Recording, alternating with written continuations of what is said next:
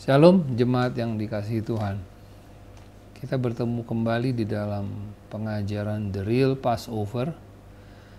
Ini adalah bagian kelima dari mungkin 6 atau 7 seri.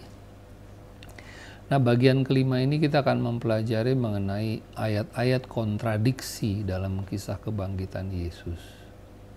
Kenapa saya katakan kontradiksi? Karena ayat ini ada yang saling bertentangan dengan ayat lainnya di dalam cerita itu. Dan justru ayat kontradiksi ini malah mengubah pemahaman teologia selama ini, bahkan yang sudah bertahan ratusan tahun. Mari kita coba pelajari satu persatu. Ini yang pertama. Yang pertama itu kita buka Markus 14 ayat 12. Pada hari pertama dari hari raya roti tidak beragi, pada waktu orang menyembelih domba Paskah, murid-murid Yesus berkata kepadanya, "Ke tempat mana engkau kehendaki kami pergi untuk mempersiapkan perjamuan Paskah bagimu?" Nah, ini kenapa saya bilang ayat ini agak aneh, karena mengatakan pada hari pertama dari hari raya roti tidak beragi. Ini percakapan murid-murid Yesus dengan Tuhan Yesus. Sementara kita tahu bahwa Tuhan Yesus disalibkan di saat Paskah, di mana Paskah itu menurut Imamat 23 ayat 5 adalah tanggal 14. Hari pertama dari hari raya roti tidak beragi tanggal 15 Nisan. Mana mungkin gitu ya, murid-murid Tuhan Yesus masih berbicara dengan Tuhan Yesus sementara itu sudah hari pertama. Salahnya di mana gitu. Nah, mari kita bandingkan dengan Yohanes 18 ayat 39. Nah, Yohanes 18:39 ini adalah saat Tuhan Yesus diadili oleh Pilatus, gitu ya. Jadi dikatakan begini, 39. Tetapi pada kamu ada kebiasaan bahwa pada Paskah aku membebaskan seorang bagimu. Pilatus berbicara kepada para ahli Taurat. Maukah kamu supaya aku membebaskan raja orang Yahudi bagimu? Dan para ahli Taurat menolaknya kan, bebaskan Barabas gitu. Nah, pada hari Paskah kejadiannya ini, salah satu dibebaskan, salah satu disalib gitu.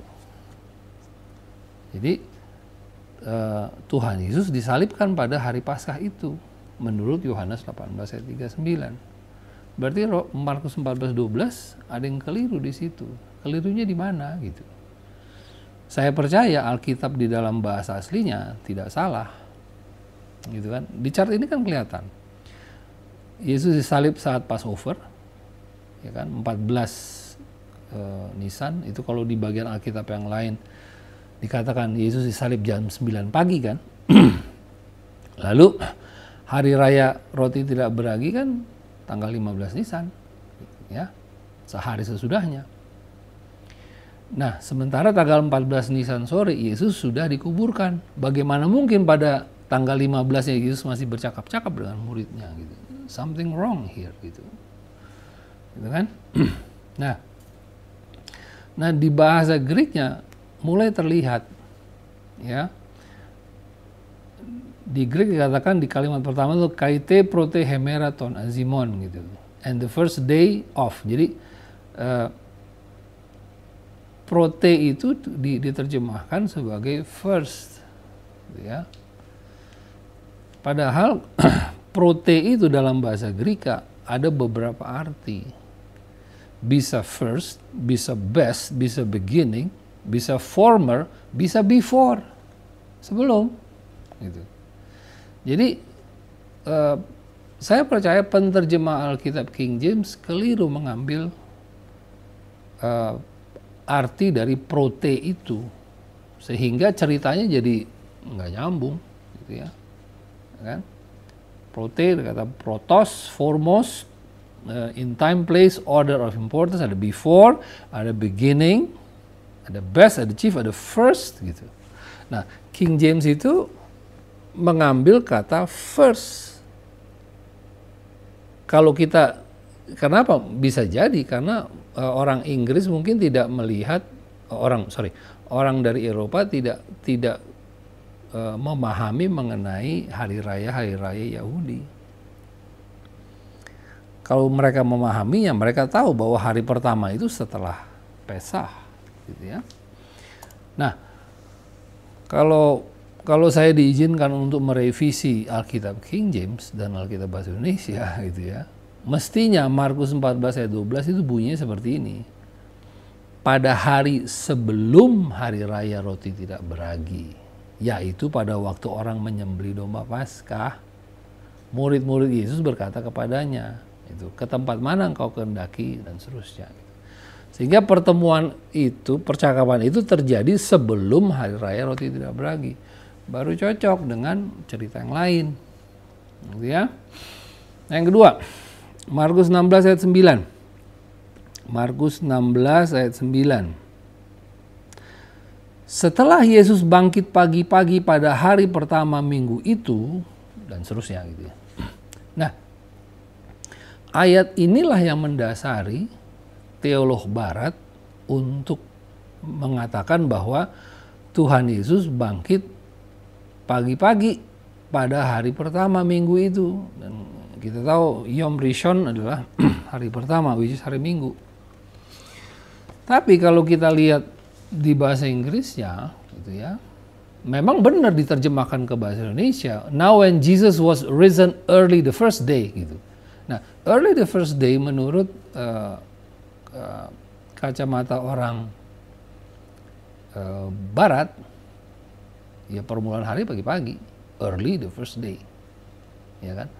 Tetapi early the first day bagi orang Ibrani bukan pagi-pagi, gitu. Kita kan udah belajar dari pelajaran sebelumnya bahwa early the first day, permulaan hari pada kalender Yahudi itu saat matahari terbenam, jam 6 sore, bukan pagi-pagi. Kalau itu diterjemahkan dari bahasa Inggris early the first day, kalau Tuhan Yesus itu lahir dan melayani di Eropa, ya benar, gitu, early the first day. Tapi persoalannya kan ini terjadi di Israel, di mana mereka itu mempunyai sistem kalender bahwa early the first day itu ya sore. Karena apa? Pergantian hari mereka pada sore hari, gitu kan? Jadi Yom Shishi, saudara lihat di gambar itu ada Sabat, gitu kan? Nah, pergantian hari Yahudi itu jam 18.00, gitu. Kalau early morning bener jam 6 pagi, ya kan? Nah, sementara early the first day dari perspektif orang Yahudi jam 6 sore. Jadi Yesus itu bangkit pada awal permulaan hari, ya kan? Pada pemahaman orang Yahudi, awal permulaan hari itu adalah saat matahari terbenam, bukan pagi hari, gitu ya. Jadi jelas bahwa yang Markus 16 ayat 9 itu harus diartikan setelah Yesus bangkit pada permulaan hari, yang kalau dalam kacamata Yahudi permulaan hari adalah saat matahari terbenam. Nah ini yang seru nih. Yohanes 19 ayat 13 sampai 14. Nah, sebelumnya kan kita sudah tahu gitu yang namanya Jumat Agung, gitu ya, yang kita percayai, yang gereja percaya selama ini. Jumat Agung adalah hari penyaliban, dan dipercayai juga bahwa malam sebelumnya itu Tuhan Yesus bersama-sama murid-muridnya itu berkumpul makan perjamuan malam terakhir yang kita sebut sebagai the Last Supper, gitu ya.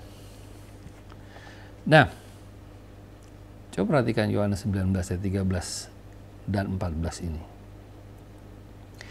Ketika Pilatus mendengar perkataan itu, ia menyuruh membawa Yesus keluar. Artinya Tuhan Yesus belum disalib, ya. Dan ia duduk di kursi pengadilan di tempat yang bernama Litrostrotos, dalam bahasa Ibrani Gabata. Hari itu ialah persiapan Paskah.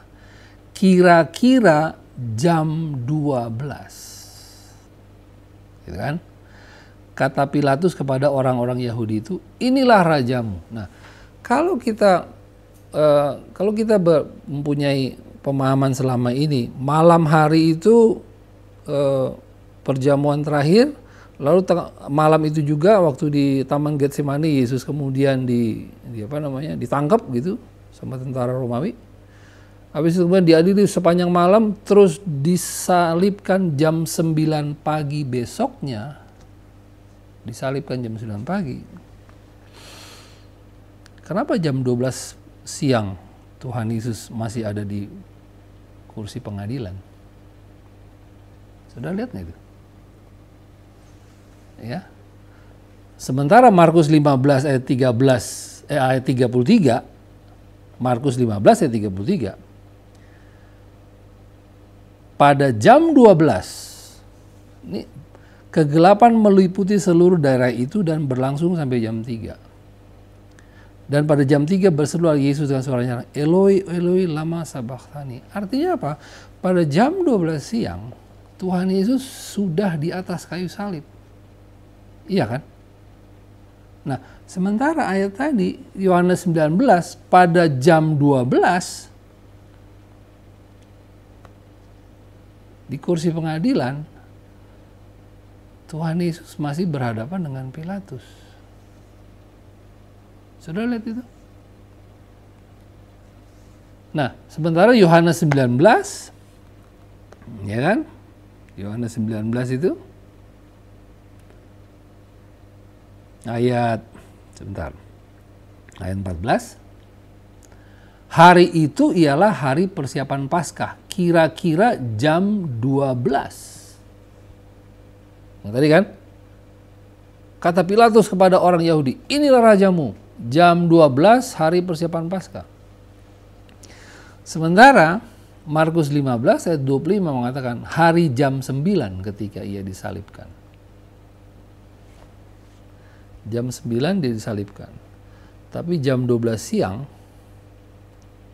dia masih berhadapan dengan Pilatus. Ya. Di mana salahnya? Nah, inilah kesimpulannya sebenarnya.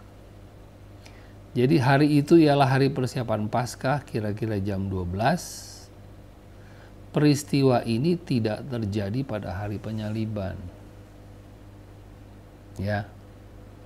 Artinya the last supper, perjamuan akhir itu bukan terjadi pada malam sebelum penyaliban. Terjadi sehari sebelumnya lagi gitu.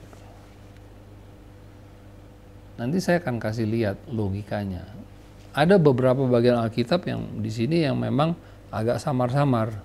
Tetapi kalau kita lihat dari secara logika itu masuk. Gitu ya. Karena Alkitab kita logis loh. Ya. Nah, ini kita lewati dulu ya. Jadi kesimpulan tadi bahwa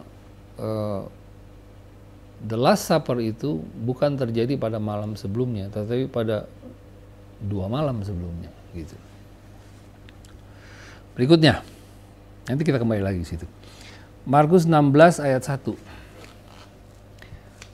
Setelah lewat hari Sabat, Maria Magdalena dan Maria ibu Yakobus serta Salome membeli rempah-rempah untuk pergi ke kubur dan meminyaki Yesus. Setelah hari Sabat. Ya kan? Nah, sementara kita kembali lagi kepada chart ini, kalau setelah hari Sabat itu adalah masuk Yom Rishon. Dan Yom Rishonnya terjadi di malam hari setelah matahari terbenam. Lalu kalau setelah hari Sabat itu Maria membeli rempah-rempah, dari pelajaran sebelumnya kan kita udah sama-sama belajar. dia membelinya ke pasar, gitu ya. Dan rempah-rempah yang dibeli itu untuk orang meninggal itu sekitar 30 sampai 70 kilo. Dan pekerjaan berat untuk memproses rempah-rempah itu. Sehingga Markus 16 ayat 1 ini akan sulit dimasukkan di dalam timeline ini.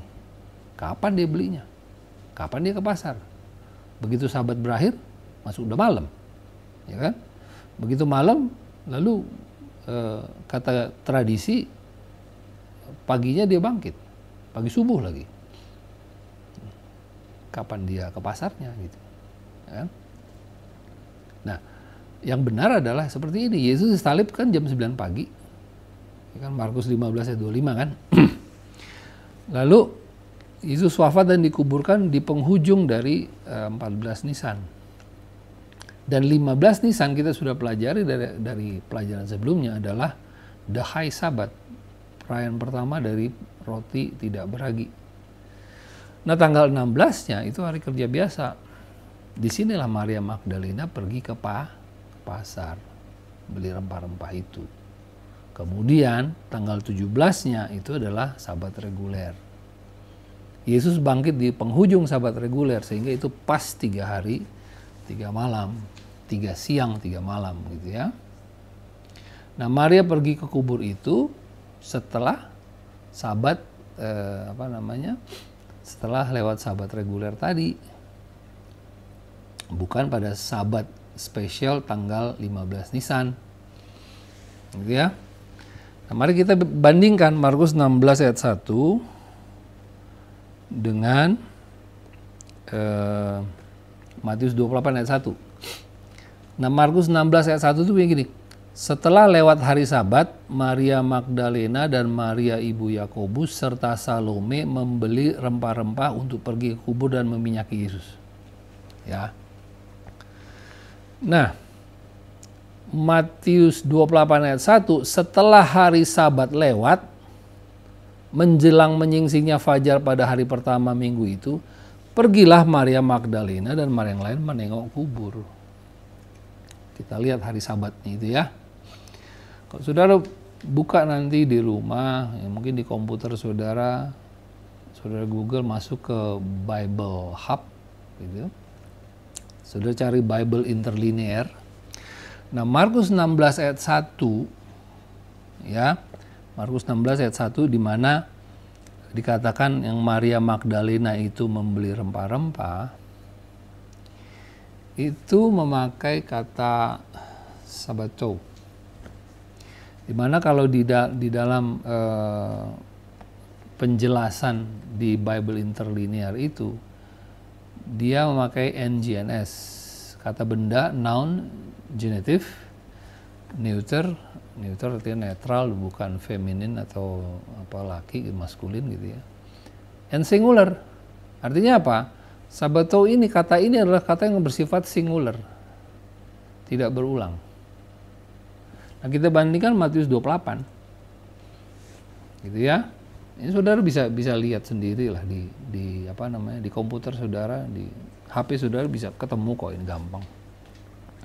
Matius 28 ayat 1, nah, sabaton itu NGNP, kata benda, genitive, neuter, netral, plural, yang berulang, gitu.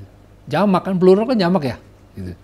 Nah, artinya Matius 28 ayat 1 ini adalah Sabat mingguan.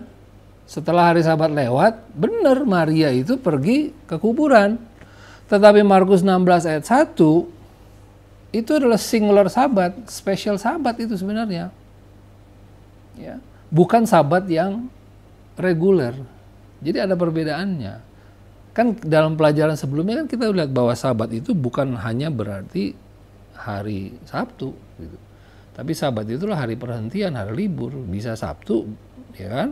Bisa hari-hari spesial yang lain gitu. Ya.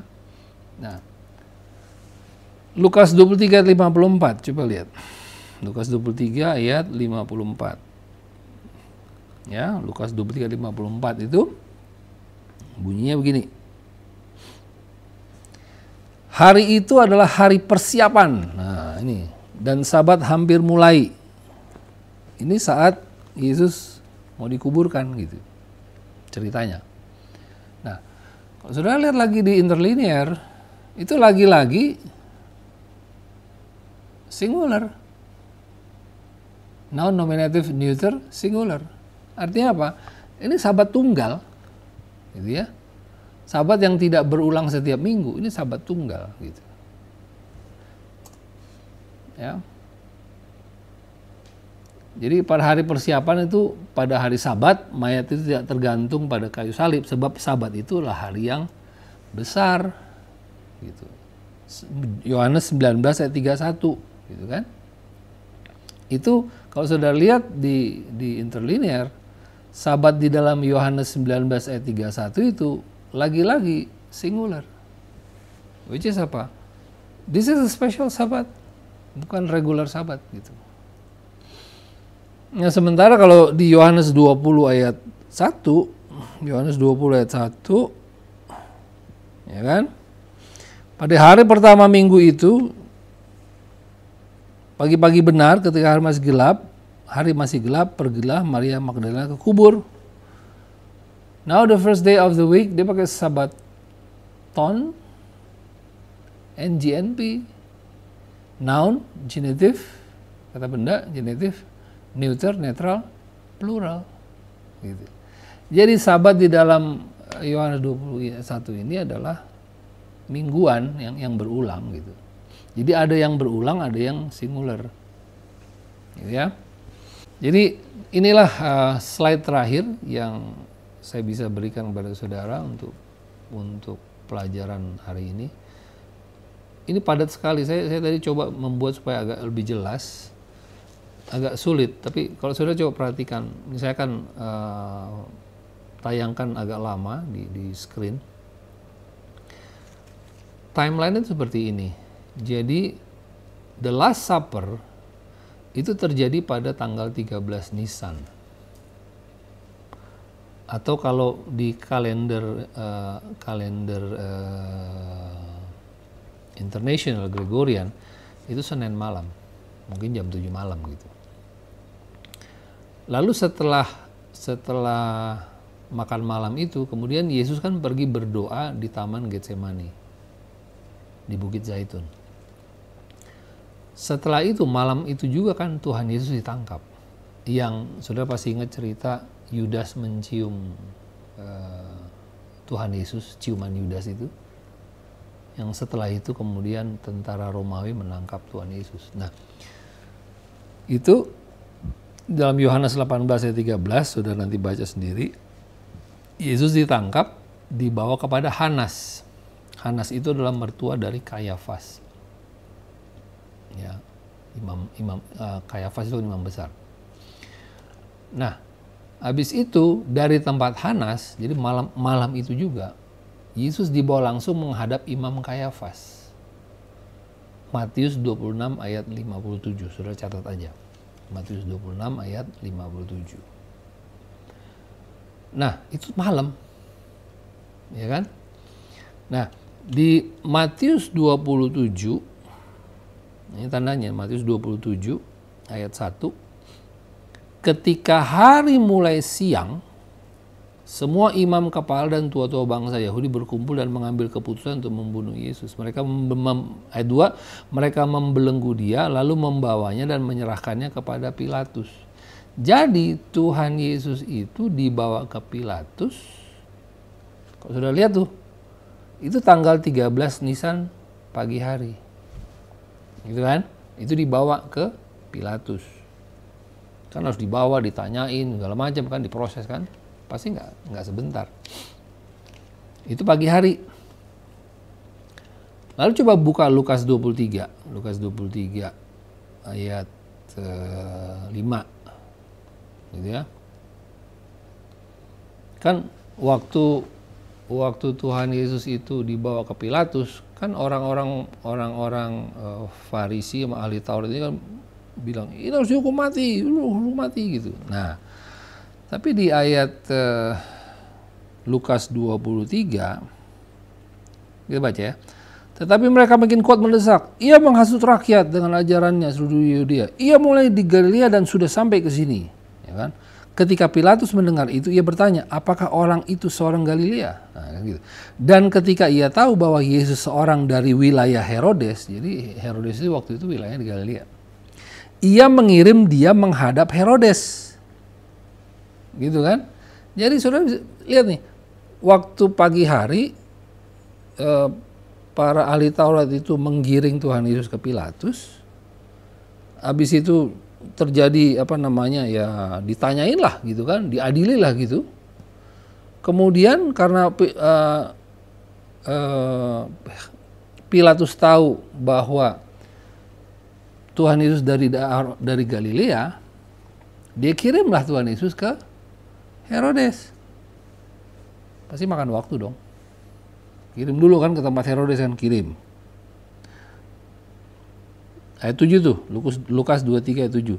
Dan ketika ia tahu bahwa Yesus seorang dari wilayah Herodes, ia mengirim dia menghadap Herodes, yang pada waktu itu ada juga di Yerusalem. Jadi masih satu kota, dikirim. Ketika Herodes melihat Yesus, ia sangat girang katanya. Sebab sudah lama ia ingin melihatnya, karena ia sering mendengar tentang dia. Lagi pula ia mengharapkan melihat bagaimana Yesus mengadakan suatu tanda. Jadi Herodes pingin Tuhan Yesus bikin keajaiban gitu. Tapi kan Tuhan Yesus diam aja gitu.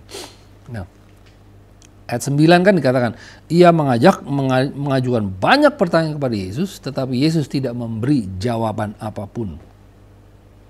Sementara itu ayat 10, imam-imam kepala dan ahli-ahli Taurat maju ke depan dan melontarkan tuduhan-tuduhan yang berat terhadap dia.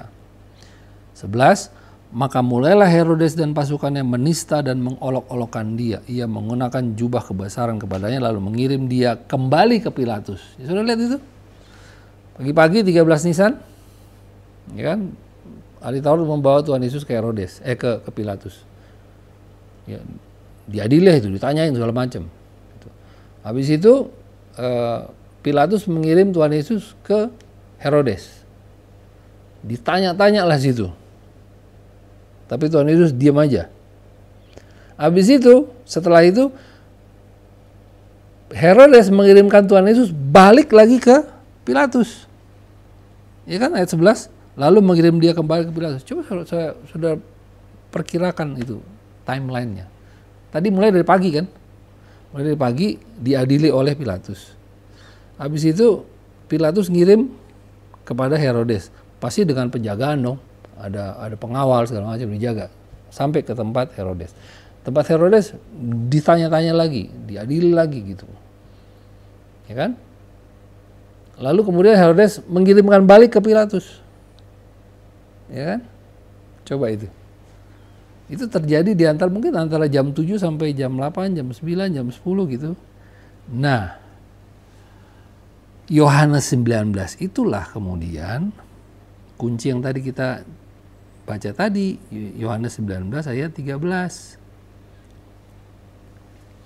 Waktu dia kembali, waktu Herodes mengirimkan Tuhan Yesus kembali ke Pilatus, ayat 13, ketika Pilatus mendengar perkataan itu, ia menyuruh membawa Yesus keluar dan ia duduk di kursi pengadilan. Nah, disinilah pengadilan terakhirnya kan gitu. Di tempat yang bernama Litostrotos, dalam bahasa Ibrani Gabata. Ayat 14, hari itu ialah hari persiapan Paskah, kira-kira jam 12. Jadi itu terjadi jam 12 siang itu masih tanggal 13 Nisan. Gitu kan? Masih tanggal 13 Nisan gitu. Masih karena itu udah siang hari jam 12. Sementara Markus 15 ayat 25 mengatakan Yesus disalibkan jam 9 pagi. Jadi tidak mungkin terjadi pada hari itu. Nah, setelah itu kemudian Markus 15 ayat 16, Markus 15 ayat 15. Jangan 15 ayat 15 dulu. Dan oleh karena Pilatus ingin memuaskan hati orang banyak itu, ia membebaskan Barabas. Yang tadi kan dikasih pilihan. Tetapi Yesus disesahnya. Nah, ini kalimat ini, tetapi Yesus disesahnya lalu diserahkan untuk disalibkan. Berapa lama dia disesah? Nah, kalau kita lihat timeline-nya berarti penyiksaan itu terjadi setelah jam 12. Karena kan jam 12 tadi kan Pilatus kayak verdict gitu, mengambil kata akhir gitu kan. Tapi setelah itu, setelah kata verdict itu, Barabas itu dibebaskan, Tuhan Yesus itu katanya disesah. Ingat loh, itu jam 12. Artinya proses itu mungkin membebaskan Barabas, lalu Tuhan Yesus disesah itu jam 1, jam 2 siang gitu kan. Sehingga yang hilang di dalam catatan Alkitab itu adalah peristiwa setelah penyesahan, waktu yang kita lihat di film yang apa namanya itu, yang mengenai Paskah itu, ya. Jadi waktu Yesus itu dicambuk itu kan, nah mungkin itu hanya di film itu mungkin cuma 5-10 menit gitu. Tapi saya masih ingat waktu saya di Israel, lalu kita diajak ke penjara, tempat Yesus di penjara. Terus tour guide bilang, ini diperkirakan ini darah Yesus yang masih menempel di batu itu. Itu kita masuk ke ruangan agak dalam waktu itu kan, ke bawah. Gitu. Nah, jadi kalau kita lihat dari timeline ini, setelah jam 12 siang, itu kemudian Yesus disiksa. Tubuhnya hancur. Lalu kemudian dia dimasukkan penjara, karena udah masuk sore hari.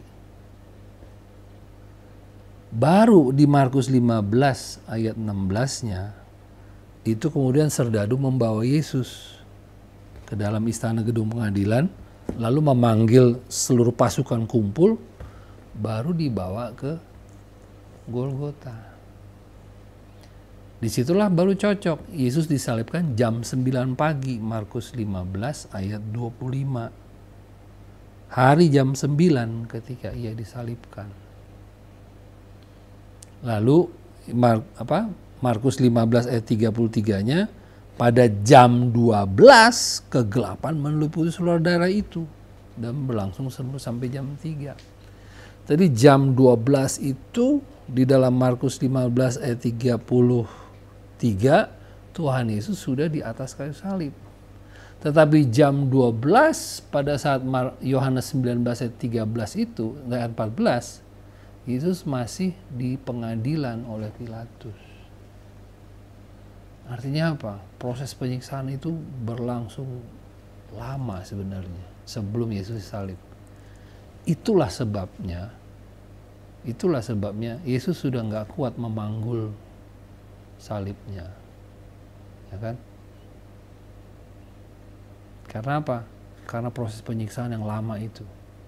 Nggak ada biblical recordnya antara disesah sampai dibawa ke Golgota, itu nggak ada di situ di Alkitab. Tapi secara logis kita bisa tahu kalau jam 12 siang Pilatus masih mengadili Yesus, sementara Yesus disalibkan jam 9 pagi, berarti itu terjadi sehari sebelumnya. Nah, dari chart ini kita bisa tahu bahwa perjamuan akhir itu ada di Senin malam, masuk 13 Nisan.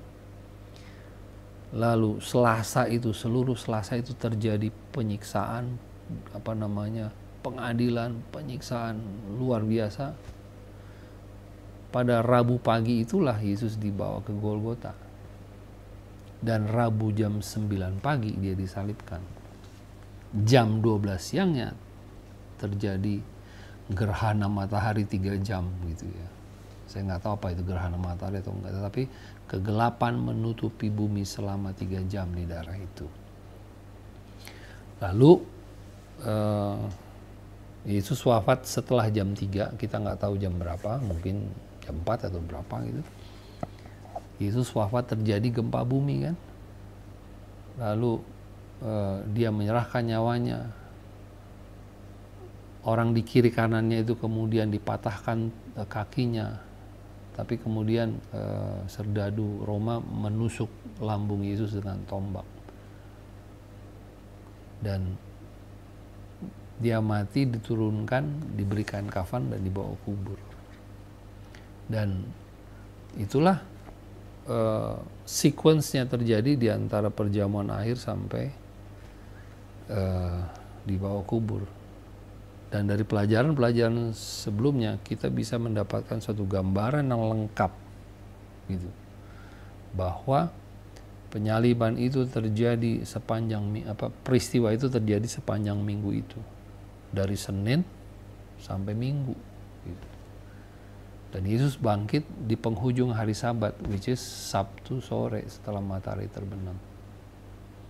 Dari ayat Alkitab ini kalau kita rangkum cocok semua gitu. Yang saya bilang tadi ada kekeliruan adalah kekeliruan penterjemahan. Karena apa? Karena kekurang pahaman teolog-teolog barat terhadap sistem kalender Israel dan perayaan-perayaan Israel. Makanya saya di pelajaran sebelumnya saya pernah sampaikan, kalau kita mau mempelajari Alkitab, kita harus pahami Alkitab ditulis bukan dengan bahasa kita. Alkitab ditulis bukan zaman kita. Alkitab ditulis bukan dengan budaya kita. Bahkan bukan dengan idiom atau ungkapan-ungkapan bahasa kita. Alkitab juga ditulis bukan dengan sistem kalender kita. Alkitab memakai sistem kalender Ibrani, ya kan? Memakai idiom ungkapan Ibrani, memakai budaya Ibrani, ya, memakai bahasa Ibrani, pola pikir Ibrani, dan itu yang harus kita pelajari supaya kita bisa mempelajari Alkitab dengan lebih baik. Ya, jadi inilah pelajaran kelima mengenai Passover timeline. Ayatnya banyak, saudara mungkin bisa stop, saudara pause gitu, saudara lihat ayatnya, catat gitu, saudara pelajari sendiri. Karena saya sungguh-sungguh berharap saudara mempelajarinya. Kalau saudara hanya mendengar begini aja, saya percaya saudara akan lupa. Tapi kalau saudara pelajari, saudara catat, dan saudara bikin sendiri timeline gitu ya, bikin sendiri gitu, peristiwanya gitu, saudara akan ketemu, gitu ya. Nah di pelajaran ke-6 kita akan masuk kepada pengajaran arti Paskah buat kita gitu. Setelah kita memahami dari 5 pelajaran ini, sekarang berikutnya kita akan mempelajari apa sih arti Paskah buat orang Kristen gitu. Ya. Oke, saya harap saudara diberkati dengan pelajaran pada hari ini. Kiranya Tuhan menolong saudara untuk memahami Alkitab dengan baik. Shalom, Tuhan Yesus memberkati.